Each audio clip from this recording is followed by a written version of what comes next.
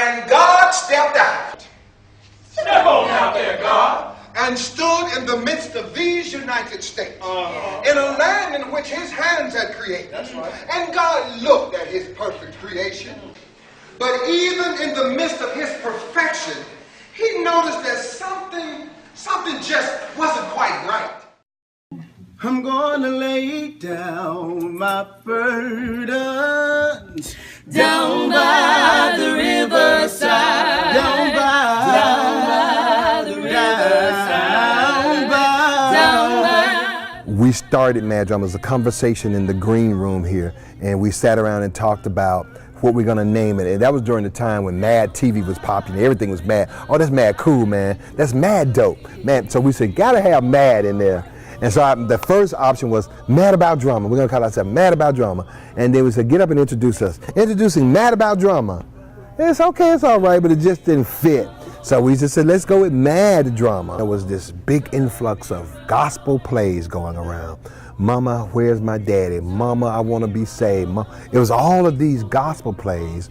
And I would go and see them, and I was inherently bothered because what they would do, to me, they would misrepresent the power of theater. I believe theater should change your life, and it can accurately change your life.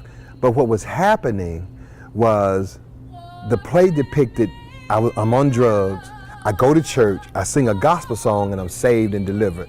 And I knew it wasn't that simple, but I knew that that we could show through theater how drama could actually change your life. Every performance we have to do, it has to meet two criteria. It has to entertain, but it also has to educate. And that's why I used the name that it is, Maddrama, because it was making a difference doing respectable and meaningful art. That as African Americans, we have a big responsibility as artists.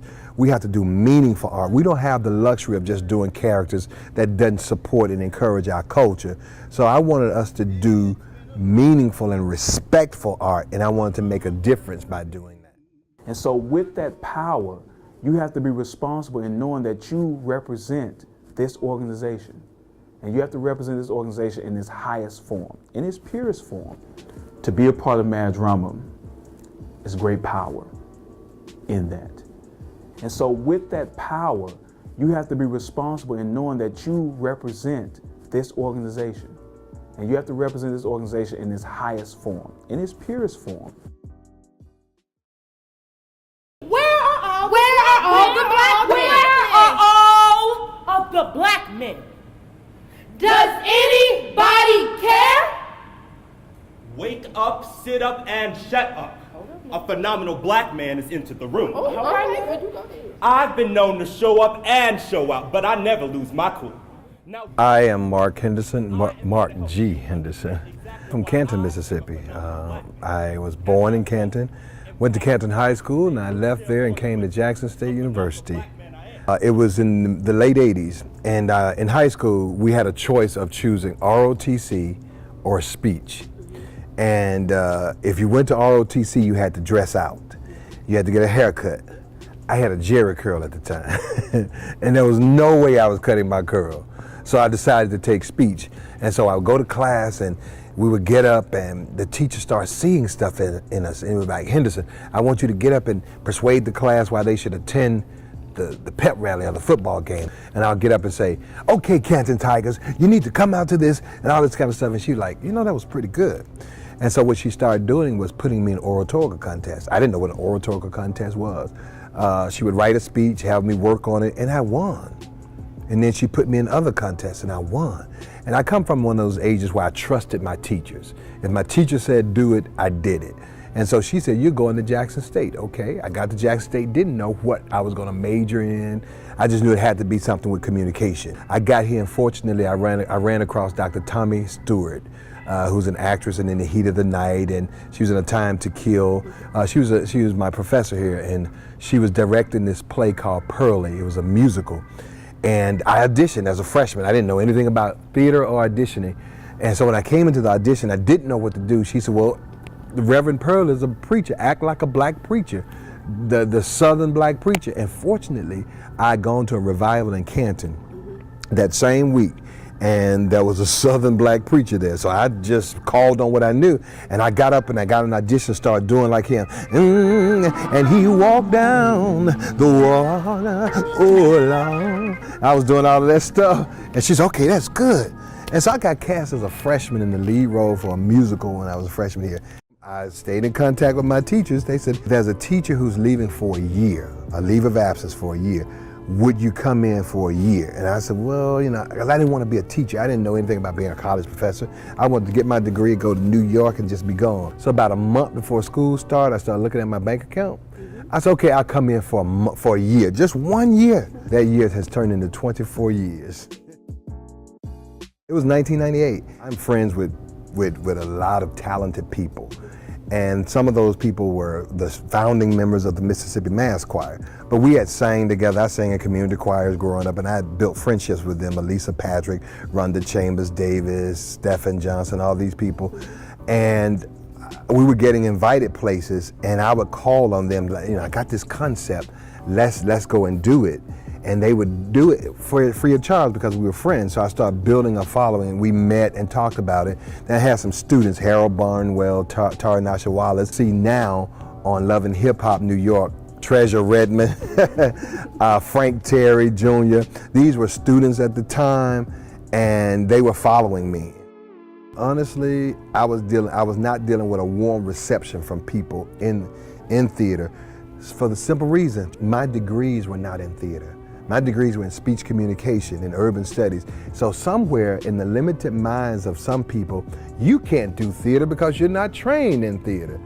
But I was making a difference. People were going to graduate school. People were getting roles in television shows by having come through me. So I was working with that conflict. I started as a community group. And God has a way of really just working things out. From 1998 to 2004, we were not doing anything on campus. As a matter of fact, we were being charged to use the campus. We couldn't rehearse. There's a lot of things that we couldn't do. We had people who were blocking us. Fortunately, we had two students, Kimberly Hardy and Clarissa Hardy, were twins. They went to Tyler High School. As a result of us coming to perform there, they said at that moment, I'm going to Jackson State. Clarissa became Miss Jackson State. In the same year, her twin sister Kim became the SGA president. And because they were in the student government, they said, listen, we're on the committee now. We're in SGA, submit it. We're gonna get you approved. So in November of 2004, we became a campus organization. Thanks to that group that year, they were members of Maddrama, and they saw to it that we became official campus organization. Maddrama afforded me the opportunity to be on the stage, to have an audience, to let my voice be heard. It allowed me to be able to create and to be creative. It helped me to get out of my comfort zone. It allowed me to be able to speak in front of multitudes of audiences. I've written, last count, 93 plays. I've written 93 plays. I've published 7. It shaped me because it allowed my plays to have authentic voices. As a writer, it's one thing sitting in front of a computer or sitting in front of a pad and writing out these characters and these situations, but to actually have people perform them so that you can see, hey, this scene actually works, or this piece of dialogue actually works. So Maddrama provided me with actors so that my work could come alive. Maddrama has supported me and made me into the person I am today.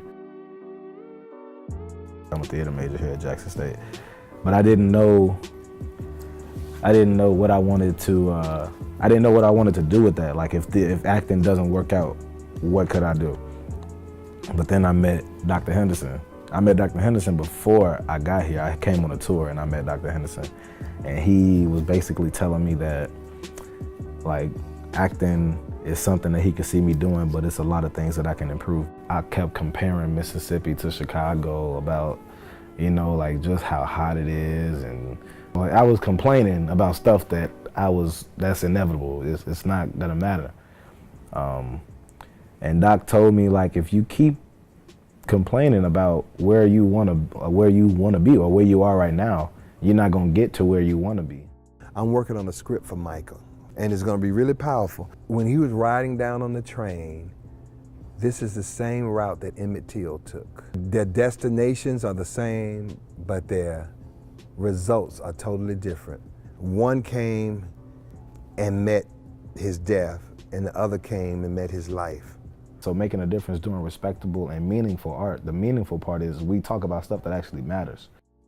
I had seen Maddrama perform the spring before I enrolled in Jackson State University, but I was too nervous to join, so I waited till my junior year. I basically did it to just break out of my shell, become more comfortable with myself and more confident in my speaking voice.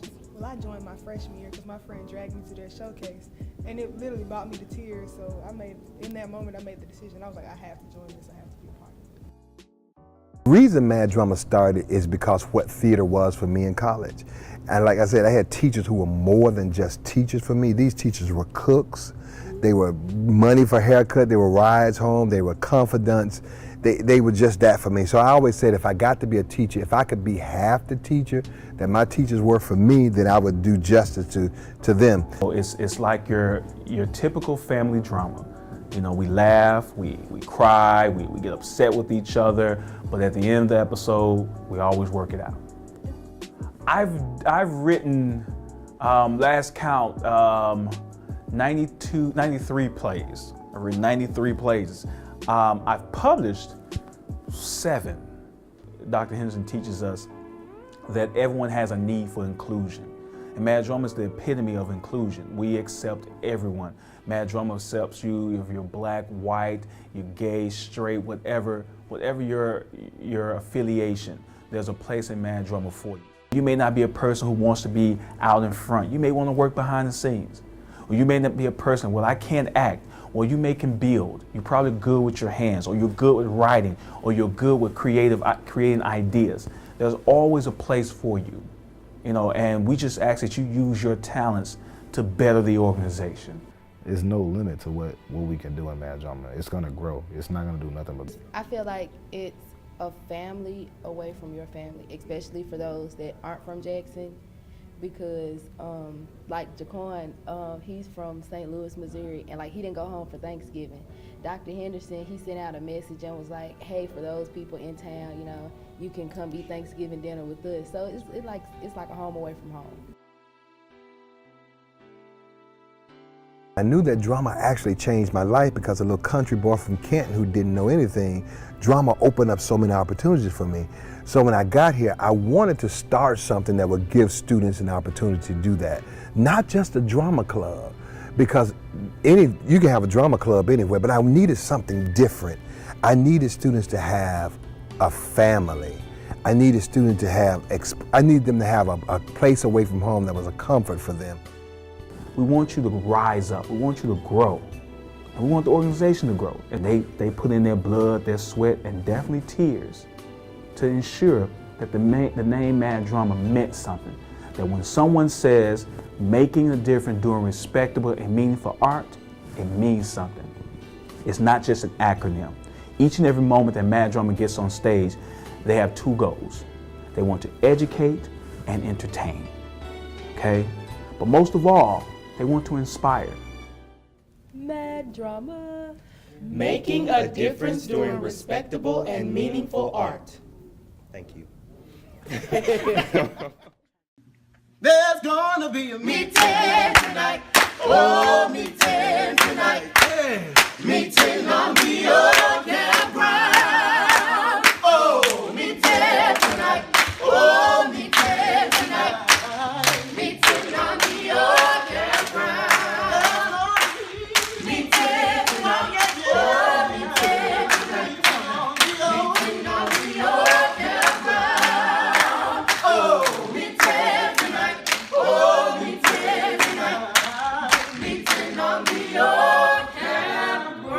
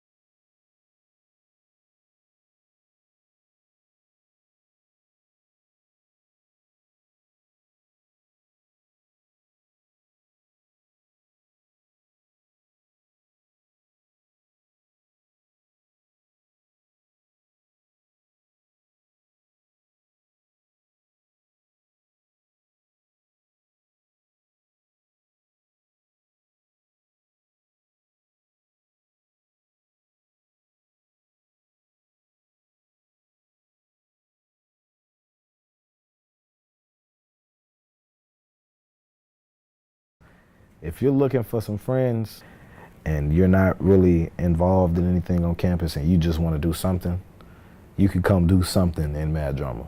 It's something you could do.